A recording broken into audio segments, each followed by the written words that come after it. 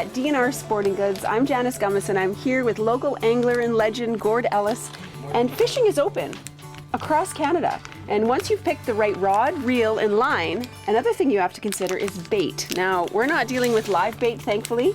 We're dealing with some This is some plastics of different kinds. So I have a couple here.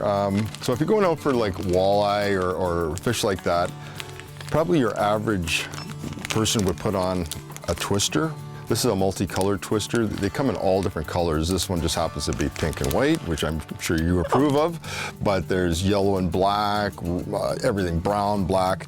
These have a little bit of scent on them, and you can put them on this fancy, lovely little jig head, which is just a hook with some lead on it that's painted. Generally, when you're going walleye fishing, it's a colored head. It can be a chartreuse, or it can be like orange, things like that, a little bit flashier. So walleye like color?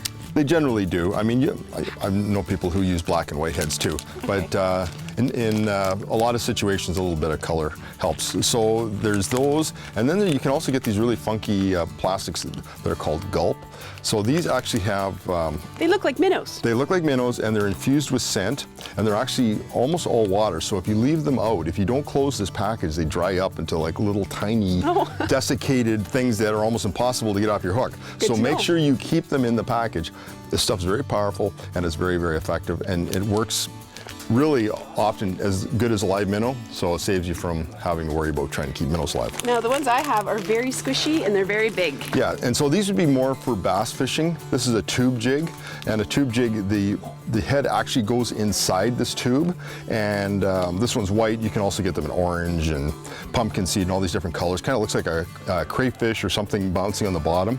And then these are called Senkos, and these are very popular with bass anglers. Senko is sinking. It's a Japanese, developed in Japan, very popular bait, and you just cast it out with no weight, and you let that worm sink slowly, and the bass comes up and grabs it, and they're full of salt. So if you actually were to taste this, it would be very, very salty, which you probably won't. No. But if you did, like, there's just all sorts of salt in them, salt impregnated, and the fish hold on to them, and they'll eat it if you don't set the hook on them.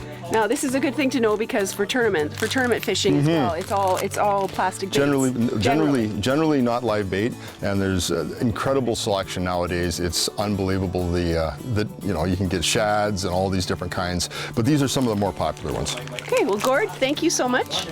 You're welcome. Keep watching. There's more coming up on Shaw TV.